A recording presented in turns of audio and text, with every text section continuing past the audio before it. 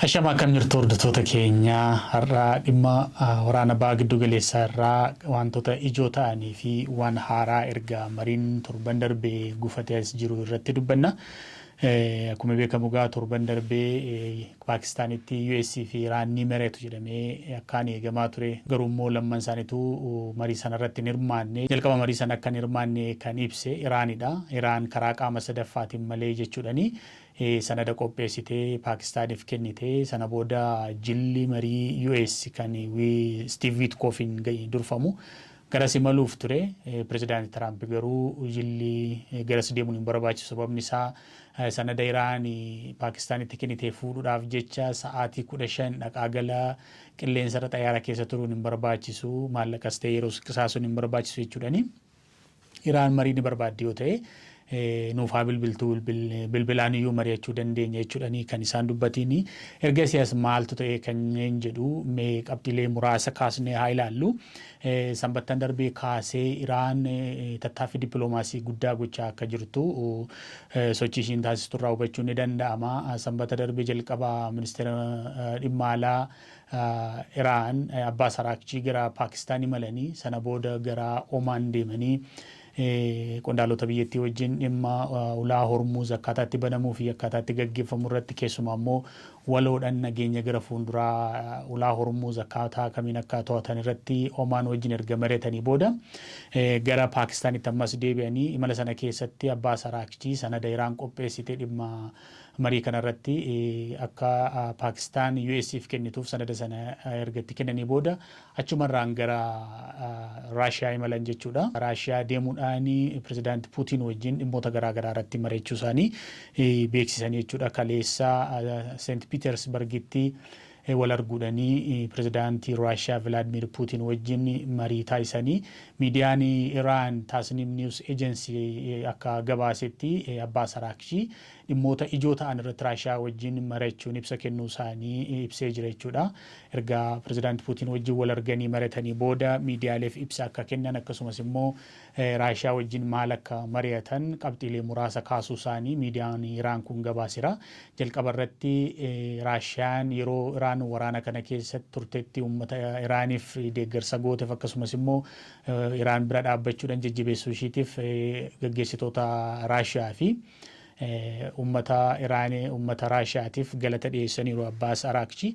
Sana booda immoo dhimmoota ijoo irratti keessumaa immoo istiraatiijik alliyaansii yookiin immoo dhimmoota walta'iinsa yeroo dheeraa irratti yookiin immoo tarsimoo ta'an irratti Raashiyaa wajjin mari'achuu fi walii galuu isaanii Abbaas Araghchi ibsa miidiyaaf kennaniin ibsuu isaanii miidiyaan Iraan kun gabaaseera. Marii Raashiyaa wajjin taasisan kana keessatti dhimma waloo waraanaa yookiin immoo dhimma walta'iinsa waraanaa irratti walii galuuf dhiisuu isaanii wanta addatti dubbatan hin jiru. Sababa ijoo Abbaas Araghchi garas imalaniifis hariiroo biyyoota lamaanii cimsuu fi dhimma walta'iinsa tarsimoo ta'e irratti Raashiyaa wajjin mari'achuudhaaf jechuun alatti dhimmoota gadi fageenyaan odeeffannoo bal'aa hin kennine. Abbaas Araghchi ibsa kennan sana keessatti wanti bal'aan isaan dubbatan hin jiru. Garuu immoo Raashiyaa wajjin walta'iinsa cimaa godhachuu isaanii dubbatanii jiru jechuudha. Abbaas Araghchi pirezidaantii Puutiin wajjin sa'aatii tokkoo fi walakkaa kan ta'uu fi dhimmoota ijoo irratti mari'achuu isaanii miidiyaan Iraan kun gabaaseera. Abbaas Araghchi yeroo kanatti yeroo Iraan muddama waraanaa keessa jirtu kanatti maaliif gara Raashiyaa deemanii biyya Raashiyaan beekamaadha biyya US wajjin tarsimoo garaagaraa irratti wal dhabdee qaban yookiin immoo tarsimoo wal dorgoma qabanidha. Maaliif garas deeman kan jedhu yoo ilaalle odeeffannoon bal'aa ta'e jiraachuu baatus dhimmoota lamaan tokko kan xiinxaltoonni kaasan irraa dubbachuun ni danda'ama. Inni jalqabaa hariiroodhuma walta'iinsaa cimsachuudha kan jedhus jira. Keessumaa biyyoonni yeroo waraana keessa jiranitti biyyoota garaagaraa wajjin hariiroo cimsachuu agarsiisu isaaniif olii gadi deemuun isaanii olii gadi fiiguun isaanii dippiloomaasiidhaaf biyyoota michuu isaanii ta'an dubbisuudhaaf deddeebi'uun isaanii baramaadha. Yeroo kanatti immoo Raashiyaan Iraaniif baay'ee barbaachistuudha. Kana dura walta'iinsawwan garaagaraa qabu. Iraan wajjin hariiroo dippiloomaasii hariiroo waraanaa akkasumas immoo hariiroo daldalaa cimaa qabdu Raashiyaan yeroo kanatti gara Raashiyaa imaluun Iraaniif waanuma beekamaadha waanuma irraa eegamudha kanneen jedhanis jiru. Inni kan biraa Raashiyaan US irratti dhiibbaa dippiloomaasii akka gootuu fi Iraan gara simaluun ishee sababa ijoodha kanneen jedhanis jiru. Sababni isaa Raashiyaa fi keessumaa Puutinii fi pirezidaantii Tiraamp hariiroo gaarii akka qabanidha. Waraana Yuukireen mariisisuu keessattis tattaaffiin Tiraamp taasisaa ture guddaadha. Gama kanaan immoo bakka kana dura Tiraamp tattaaffii taasisee waraana Yuukireen biyyoonni lamaan gara walitti dhufanii akka mari'atan gochuu keessatti tattaaffii Tiraamp agarsiise sana pirezidaantii Vilaadimir Puutinis waraanni Iraan kun akka dhaabbatuu fi dhiibbaa US irratti gochuudhaaf dandeettii isaanii qaba. Akkasumas immoo Tiraamp wajjin hariiroo gaarii qabu waan ta'eef kana gochuudhaaf Iraan mala kanatti fayyadamuudhaaf garas imalte kanneen jedhanis jiru. Inni kan biraa deeggarsa meeshaa waraanaallee gaafachuudhaaf kanneen jedhanis inuma jiru. Inni kan biraa qabxiin biraa ka'uu danda'u Iraan yeroo kanatti garas imaluun ishee sababni isaa amma US neeviidhaan yookiin immoo humna galaanaa fayyadamuudhaan ulaa Hormuz Iraanitti cuftee jirti waan ta'eef dhiyeessiin meeshaalee alaa garanii Iraanitti haphachuu danda'a kan yaaddoon jedhu jira. Iraan keessumaa alergii nyaataa fi bu'aalee nyaataa kanneen akka qamadii, boqqolloo fi zayita nyaataa hedduusaa Raashiyaa irraa akka galchitu odeeffannoon garaagaraa ni jiru. Kanaaf dhiyeessiin nyaataa yookiin immoo dhiyeessiin oomishaaleen qonnaa garaagaraa Iraan Raashiyaa irraa gara Iraan galan akka yeroo US ulaa gurte kanatti jalaa hin hanqannee fi sanallee jabeessuudhaaf yookiin immoo dhiyeessiin sun gara Iraan akka dhufu Iraan Raashiyaan dhiibbaa gochuu dandeessu yookiin immoo dhiibbaa dippiloomaasii ta'e dhiibbaa waraanaa humna waraanaa jabaa qabaachuu isheetiin US wajjin walii galtee keessumaa nyaatiiwwan akkasumas midhaan garaagaraa Iraan akka deemuuf gochuufis kanneen jedhanii ilaalcha garaagaraa yookiin immoo jecha wantoota garaagaraatti kan ka'aa jiru. Garuu immoo abbaa saraakshii gara simalanii kan isaan dubbatan irraa hubachuun akka danda'amutti hariiroo tarsiimaa ta'e Raashiyaa wajjin godhachuu isaanii kan ibsudha. Inni kan biraa wanta Tiraamp dubbateedha. Gidduu kana Ameerikaa keessatti taateen ijoon mudachuudhaan keessumaa sanbata darbee sagantaa nyaataa yookiin sagantaa irbaata gaazexeessitootaaf qophaa'e irratti dhukaasni banamuu irraa kan ka'e ijoo dubbii kan ta'e waa'ee yaalii ajjeechaa Tiraamp irratti godhamee jedhamee odeeffamaa tureeti. Namichi yaalii sana gaggeesse yookiin yaalii dhukaasa sana dhukaase amma mana murtiitti manni irratti banamee yaalii ajjeechaa yookiin immoo Tiraamp fi qondaalota olaanoo Ameerikaa ajjeesuudhaaf nama kaayeffatedha jedhamuudhaani himanni irratti banamee sanaan wal qabatee oduun Iraanii xiqqoo haphatee ture jechuudha. Oduu idil addunyaarraa. Kanaaf qalbiin addunyaa gara Ameerikaatti deebi'ee jira. Sanaan wal qabatee Tiraamp yeroo ibsa kennutti waa'ee Iraanis gaafatamee ture. Muddama Iraan wajjin keessa jiranii kana ilaalchisee ibsa yeroo darbe kenne keessatti Iraan nuuf haa bilbiltuu jedheera. Irra deebiidhaan yeroo garaagaraatti akkuma dubbatu nuun wanti nu muddi hin jiru. Sababni isaa ulaa Iraanitti cufneera waan ta'eef mariidhaaf wanti nu muddi hin jiru. Kanaaf Iraan yoo rakkatti yookiin yoo marii barbaadde nuuf haa bilbiltuu karaa bilbilaatiin mari'achuu ni dandeenya kan jedhudha kan inni dubbate. Inni kan biraa immoo yeroo darbe abbaa saraakchi gara Paakistaan sanbata darbe yeroo deemanii sanada Iraan qopheessite dhimma marii kanarratti wanta barbaaddu fi waan irratti walii galuu dandeessu akkasumas waan irratti walii galuu hin dandeenye Paakistaaniif kenniteerti. Paakistaan immoo sana gara US'tti yookiin immoo US'if dabarsuun ishii waanuma beekamuudha. Sana ilaalchisee Reuters gabaasa baase keessatti qondaala US tokko maqaan dhoofnee iccitidhaanii Tiraamp yaada Iraan kennitetti hedduu akka hin gammanne hedduu muufachuu isaati deebii Iraan kennite jechuudha marii kanarratti.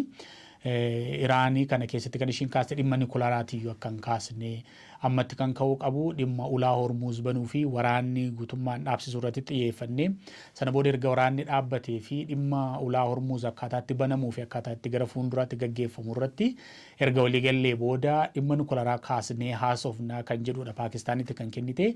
Sana immoo Tiraamp odeeffannoon sun isa qaqqabuudhaani itti gadduusaa kan ibsedha. Kan ibse ta'uu isaati kan miidiyaan Reuters kun kan gabaase jechuudha qondaalota olaanoo US wabeeffachuudhaani.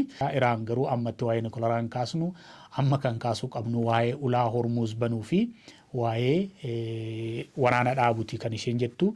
Iraanii kana dura sitti mufachuu ishii waliigalteen dhukaasa dhaabuyyuu irra deddeebiin cabuu ibsaa turte. Sababni isaa US humna galaanaa fayyadamuudhaan dooniiwwan daldalaa buufata dooniiwwan Iraan akka hin seenne boba'aas ta'e meeshaalee biraa achii fe'anii akka hin baane akkasumas gara seenanii akka hin feene uggura keessee jirti. Uggurri suni yommuu hojiirra oolee kan jedhu warri US fi US deeggaranii sirriitti akka hojiirra ooledha kan dubbatanii. Warri Iraan gaafa dubbatanii fi warri Iraan deeggaran immoo Iraan addatti wanta miidhamte hin qabdu kan itti miidhamu US dha jechaa jiru. Sababni isaa US ulaa uggura sana kaa'u hordofee Iraan guutummaatti ulaa Hormuz cuftee jirti. US kan jettu amma Iraan waliigaltee tokkorra geessutti uggura keenya kana hin kaasnu kan jedhudha. Iraanis immoo amma US uggura narra keesse kana keessutti dooniin daldalaa tokkoyyuu karaa ulaa Hormuz darbuu hin danda'u jettee akkuma wal muddanitti yookiin immoo akkuma atakaaroo waliin qabatanitti jiru jechuudha. Sana keessatti biyyoonni idil-addunyaa hawaasni idil-addunyaa miidhaa daldalaa hedduu keessa jira. Erga mariin waliigalteen marii biyyoota lamaan gidduutti Paakistaanitti gaggeeffamuuf ture danqamee kanatu jira jechuudha. Garuu immoo ammatti walitti ba'anii biyyoonni lamaan waraanatti hin seenne waliigalteen dhukaasa dhaabuu torban sadiif yeroo darbe Tiraamp dheeressee akkuma jirutti jira jechuudha. Dhumarratti taanee maaltu ta'uu danda'a kan jedhu qabxiilee lamaan tokko kaasnee xumurraa. Egaa akkuma jennee uggurri itti fufee jira jechuudha. Wantoota xiinxaltoonni jedhan keessaa tokko hanga Iraan harka kennatutti yookiin immoo dirqamtee mariif teessutti uggurri galaanaa US keesse itti fufuu danda'a kanneen jedhanis jiru. Kanaaf US uggurtee Iraaniin dinagdee ishii huutee harka micciruu dandeessi kan jedhu wanta gara fuulduraatti ta'uu mala jedhanii xiinxaltoonni kaasan keessaa tokkodha. Inni lammataa immoo waraanni itti fufuu mala, waraanni deebi'uu mala kan jedhu jira. Sababni isaa wanta torban darbee Paakistaanitti ta'e irraa gaafa laallu biyyoonni lamaanitu silaa qaama wal arganii achitti ni mari'atu jedhamee ture. Garuu immoo marsaa lammataa gaafa walgaanii qondaalonni achi deemuuf turanii qondaalota kan marii jalqabaa irratti hirmaataniin alatti qondaalota gulantaa gadaanaa summaan lamatti agarsiisa.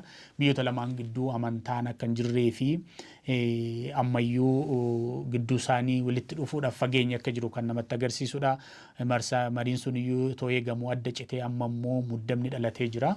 Gaafa waliigalteen dhukaasa dhaabuu torban sadii ammas torban tokkorraa dhumeera torban lama tafe gaafa kuni dhume maal ta'a kan jedhu yaaddodha. Yoo biyyoonni akka Chaayinaa fa'aa biyyoonni akka Paakistaan kan tattaaffii gochaa jiran gidduu seenanii mariin kun akka itti fufuun gooneen alatti carraan waraanni deebi'ee galuu isaatii bal'aadha kan jedhan jiru.